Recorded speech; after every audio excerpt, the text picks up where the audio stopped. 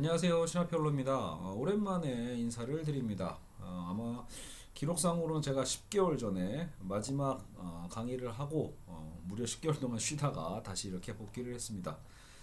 어, 제가 마지막으로 했었던 강의가 이제 그래서 비트겐슈타인 나카무라 노보루의 나라는 세계의 발견이라는 책이었고요. 여기서 비트겐슈타인의 어떤 전기 사상과 후기 사상을 다 아울러서 중요한 포인트들을 그래도 화자의 이 머릿말인가요? 머릿말이나 아니면 뭐 거기에 써 있는 것 같은데 본인의 어렸을 적에도 그러니까 어렸을 적 중학교 때, 뭐 고등학교 때 자신을 위해서 쓰는 책이다라고 할 정도로 뭔가 좀 더 이해하기 쉬운 방식으로 책을 구성을 했습니다. 자, 오랜만에 다시 시작하기 때문에 이런 얘기를 하는 거고요. 그러면 저희가 이제 이어서 17장과 오늘은 18장을 이어서 다뤄보도록 하겠습니다. 그래서 오늘 이 17장은 영혼에 대한 태도고요. 18장은 의지에 대한 부분입니다. 후기 비트겐슈타인에게 가장 중요했던 거는 이제 언어 게임이에요. 그러니까 언어라는 게 기본적으로 단순히 어떤 우리가 뭐 문법을 배워서 완벽하게 뭐 그 문법을 완벽하게 우리가 통달한다고 쳐도 그렇다고 해서 우리가 그 언어를 완전히 이해했다라고 말할 수 없고 그리고 그걸로 그 언어를 갖고 있는 사람들과 소통한다고 얘기할 수가 없는 거예요. 왜냐하면 단순히 문법을 넘어서 언어라는 건 기본적으로 끊임없는 상황, 어떤 설정, 생활의 어떤 경험들이 부딪혀 가면서 배워가는 거거든요. 그거를 게임이라고 나름대로 비유를 한 거죠. 그래서 언어 게임의 파트를 지금 우리는 다루고 있습니다.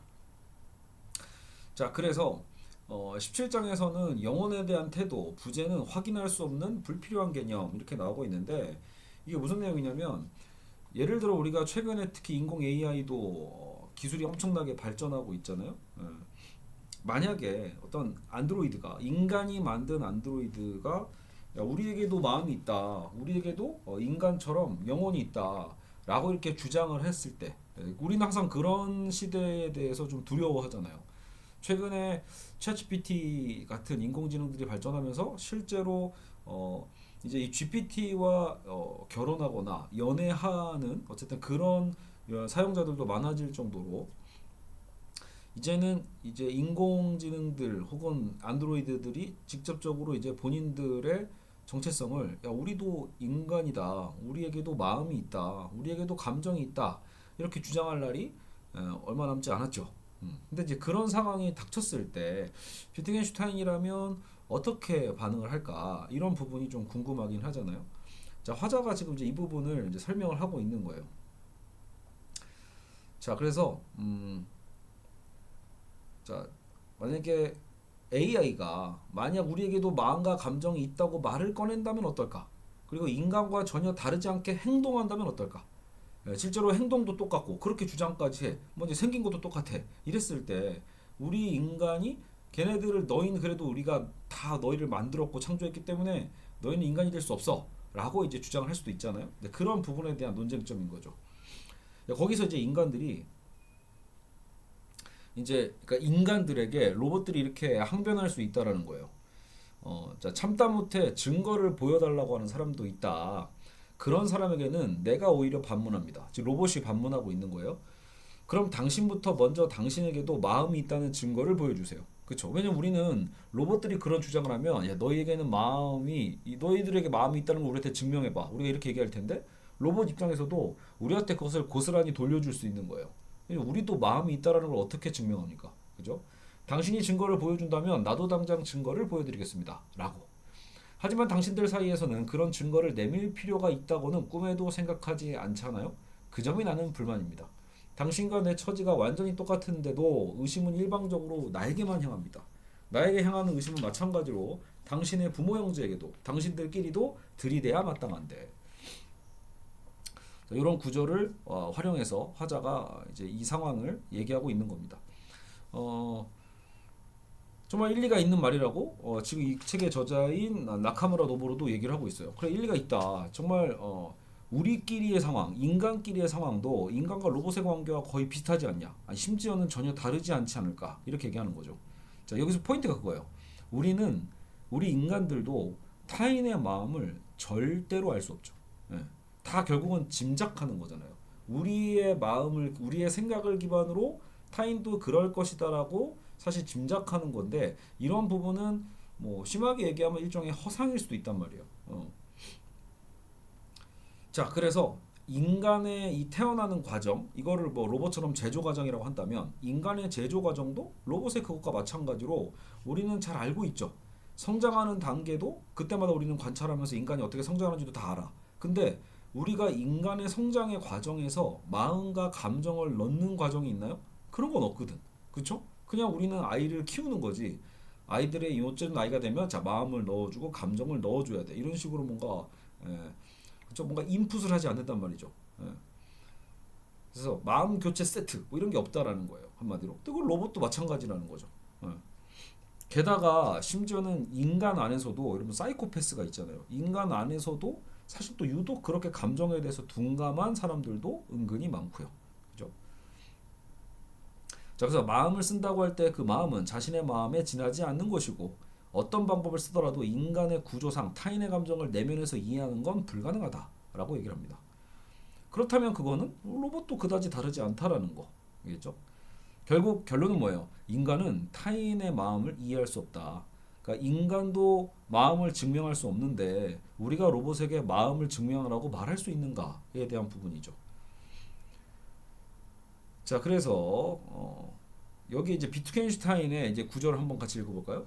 비트겐슈타인도 실제로 이런 구절을 쓰고 있죠. 내가 친구를 로봇이 아니야라고 말한다고 치자. 여기에서는 무엇이 전달되는가? 그러니까 무슨 의미가 있냐라는 거예요. 이것은 누구를 위한 정보인가? 일상적인 장면에서 그 친구와 만나는 사람을 위해서 무엇이 전달될 수 있을까? 고작 전달할 수 있는 건 그 녀석은 언제나 인간처럼 굴어.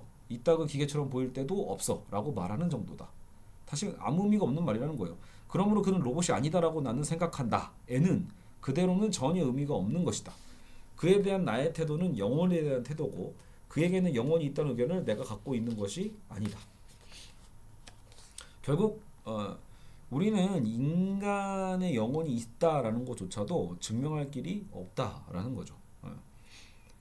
사실상 우리는 결국 뭐예요? 내면은 몰라요. 내면은 모르지만 우리는 그런대로 의사소통, 이게 언어의 영역이잖아요. 의사소통이라는 것으로 표면적 교류가 가능하니까 일상을 살아가는 거지, 그죠? 영혼을 갖고 있다, 없다를 갖고 우리가 막 진지하게 따지나요? 살아가면서 그러지 않는다는 거예요, 그죠? 그에게는 혼이 있다라는 의견 같은 건 갖고 있지 않다. 타인의 영혼 유무 따위는 나에게는 도저히 어쩌지 못하는 문제라는 것이죠. 자, 그러니 여기서 이제 결론은 이거예요. 결과적으로 이 결론에 치닫게 되는 거. 그럼 비트겐슈타인이라면 사실 진짜 필요한 거 우리가 이제 언어 게임으로 얘기를 했잖아요. 그러니까 결국은 이런 우리 삶에서의 이 언어를 통해서 소통하는 과정, 드러나는 과정, 모습들, 요 관계 속에서 만약에 로봇도 똑같이 한다라면 인간과 똑같이 언어를 쓰고 똑같이 행동하고 똑같은 모습으로 구분되지 않는다라면 사실 거기서는 이제 더 이상 뭐 로봇에게 넌 영혼이 없잖아, 너는 마음이 없잖아라고 해서 인간과 로봇을 구분할 이유가 없어진다라는 겁니다. 알겠죠? 그래서 우리와 같은 태도나 행동을 하는 존재가 되어간다. 그것은 곧 우리가 하는 언어 게임에 참가할 자격이 있다는 말이다. 그러한 존재에 대해서는 그들보다 앞서 같은 언어 게임에 참가한 우리는 영혼에 대한 태도를 취한다고 말하는 것이다. 그러므로 그 태도는 그 상대가 영혼을 지니는지 아닌지가 문제가 아니라 상대의 행동이 마치 영혼을 지닌 것 같다면 된 것이다라는 말이 된다. 그죠? 우리는 우리끼리 마치 영혼을 지닌 것 같은데 뭐 이렇게 우리는 믿으면 되는 거예요. 그들의 행동을 통해서. 알겠죠? 그럼 만약에 그 상대가 인간이든 안드로이드든 그런 것은 물을 필요가 없는 문제가 된다는 거예요. 그렇죠? 그게 공정하다라고 본 거죠. 영혼이라는 개념은 필요 없을지도 모른다. 애초에. 예. 확인할 수도 없는 거니까 영혼이라는 개념을 우리가 갖고 있는 것 자체가 무척 신기한 거 아닐까라고 이 17장을 마무리를 하고 있습니다. 굉장히 재밌는 얘기죠. 그리고 지금 시대에 비트겐슈타인이라면 정말 그렇게 생각할 수 있겠다라고 우리는 이제 확인할 수 있는 구절이기도 하고요. 그리고 그게 어찌 보면 로봇에게도 공정한 잣대가 아닌가. 우리가 어떻게 보면 이거는 되게 형이상학적이고 신학적인 어떤 개념일 수도 있을 거 아니에요. 영혼이라는 게 입증할 수 있는가, 그렇죠? 입증될 수 없는 것에 대해서 그것을 우리가 로봇에게 요구할 수 있는가? 뭔가 부당하다라는 겁니다. 자, 18장으로 가보죠. 자, 그럼 18장에서는 의지를 다루고 있는데요.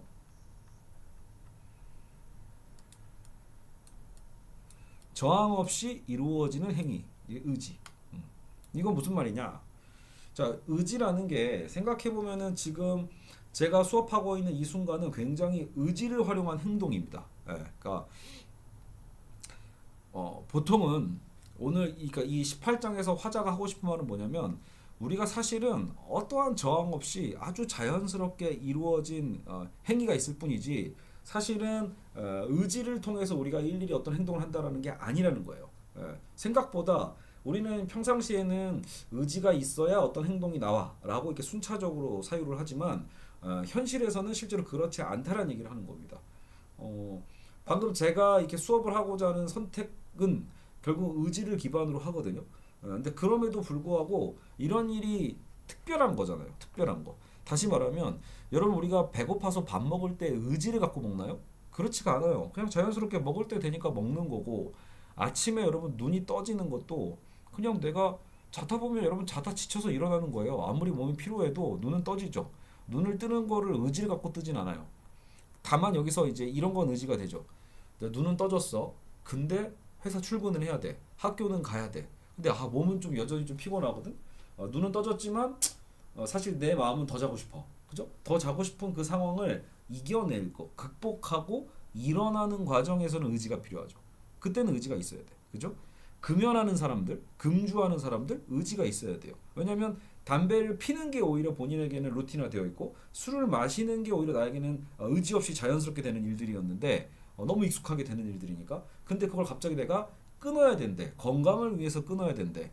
뭐 누구를 위해서 타인을 위해서 끊어야 된대. 라고 했을 때 그런 이유로 끊을 때는 의지가 필요하죠. 적극적 의지를 갖고 행동하는 일들이 있어요. 있기는. 없다는 게 아니야. 하지만 우리 현실의 대부분의 행동들은 의외로 의지와 상관없이 루틴에 의해서 자연스럽게 일어나는 것들이 너무나 많다라는 얘기를 하고 싶은 겁니다.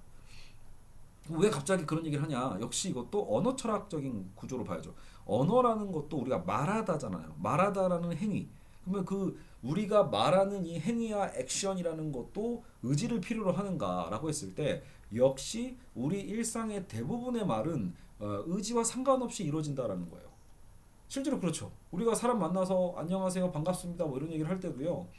진짜 꼴배기 싫은 사람이야. 너무 싫어. 인사하기도 싫어. 이럴 때야 뭐 의지가 필요하겠지만 그게 아니고 일상에서 그냥 내 동료야. 그죠? 그랬을 때 안녕하세요? 이렇게 얘기하는 거. 거기에 무슨 뭐 특별한 의미가 있나요? 아니에요. 근데 사실상 큰 의미가 없어요. 예. 진짜로 안녕하세요가 아니거든요. 엄밀하게 얘기하면. 형식적인 모래도 던져야 되는 어떤 그런 무의식적인 어쨌든 형식적 언어에 더 가깝죠. 그런 것들이 우리 일상의 언어라는 거예요. 일상의 언어에서는 우리는 친구들과 만나서 뭐 연예인 얘기를 하거나 어떤 가십거리 이야기를 하거나 뭐 어쨌든 나 일상에 대한 근황을 얘기한다고 할 때도 뭔가 엄청나게 우리가 전략을 짜가지고 협상하듯이 대화하는 사람 아무도 없죠. 이런 거 스트레스 받아요. 엄청나게 받죠. 우리가 학교에서 뭐 발표할 때 지금 저도 수업하잖아요. 강의할 때 이럴 때 뭐 준비를 해야 되니까 의지를 갖고 해야 됩니다. 사실은 저도 지금 점심 먹고 나서 원래 오늘 이거 녹화를 제가 지금 세 번째 하는 거거든요. 너무 오랜만에 하다 보니까 이 시스템 상에서 지금 헷갈리는 것도 있고 또 저는 17장을 전에 강의를 한 줄 알았어요. 그래서 18장 강의를 다 해놓고 이제 유튜브에 업로드하려고 봤더니 17장이 없네. 와, 낭패죠. 완전히 다시 해야 돼요. 그래서 지금 다시 녹음하고 있는 겁니다. 의지가 필요해요? 안 필요해요? 이건 필요하죠. 예. 야, 이미 녹음 다 해놨는데 이걸 또 해야 돼? 제가 제일 싫어하는 게 했던 거 또 하는 거거든요. 예. 근데도 해야죠. 의지를 갖고 다시 하고 있습니다. 이런 건 의지인데 지금 제가 하고 있는 이 말하는 것들은 의지에 의해서 나오는 것들이지만 한편으로는 이것도 맞나? 제가 또 수업 원고가 딱히 있는 건 아니잖아요. 제가 지금 이 책을 보면서 필요한 부분을 읽고 있지만 제가 지금 내뱉는 말들의 또 대부분은 그냥 거의 뭐 자유현상에 가까울 정도로 나오는 부분이기는 해요. 예.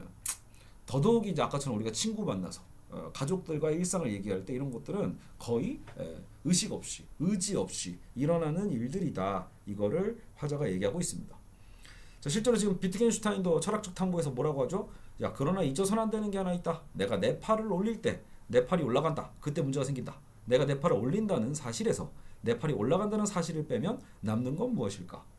이건 무슨 말이냐면 괜히 어렵게 보이지만 의지가 남아야겠죠. 원래 의지가 있다라면 내가 팔을 올린다는 사실에서 팔을 올린다는 그것을 빼면 의지라도 남아야 되는데 그렇지 않다라는 거예요. 의지는 없다라는 거죠. 의지 없이 그냥 우리는 무의식적으로 무의지적으로 그냥 올리는 거예요.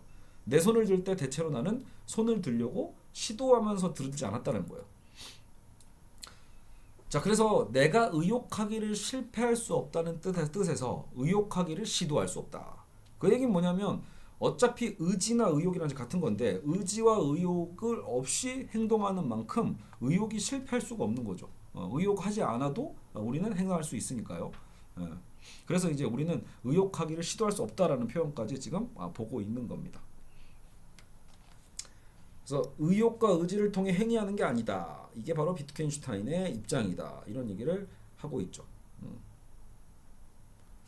그렇죠? 그러므로 의욕하는 일이 실패할 수는 없다고 말하는 거다. 자, 평소 생활에서는 의지 따위는 필요가 없다. 우리가 평소의 삶을 살아갈 때 결연한 의지 이런 거는 사실 거의 필요가 없다라는 거예요. 무언가에 저항할 때, 그 의지가 필요할 때 아까처럼 막 일어나기 싫어. 그 뭔가를 내가 반대급부를 이겨내야 되는 상황이 있잖아요. 그죠? 그럴 때 우리에게 의지가 필요하죠. 그럴 때 외에는 의지는 의외로 사용할 일이 많지 않다라는 거예요. 그러니까 우리가 언어라는 행위, 이 행위 자체도 대부분은 의지와 상관없이 일어나는 일들이 많다라는 거죠. 행함이라는 것은 그 자체로 경험의 부피를 그래서 지니지 않는 것으로 보이고 크기가 없다는 점에서 바늘 끝 같다. 부피가 없다. 그래서 바늘 끝 같다. 이 끝이야말로 본래의 행위자답다. 그래서 행함을 행할 뿐이지 그 행함을 시작하기 위한 무언가 그 행위자는 존재하지 않는다. 그러니까 계속 뭔가 이제 이 비트겐슈타인이 강조하고 싶은 거는 자꾸 우리는 어떤 뭐 본질을 얘기하잖아요. 영혼이 있냐 없냐 아까 본 것처럼 또 우리가 의지가 있냐 없냐 이런 것들은 사실 다 확인될 수 없는 것들이에요.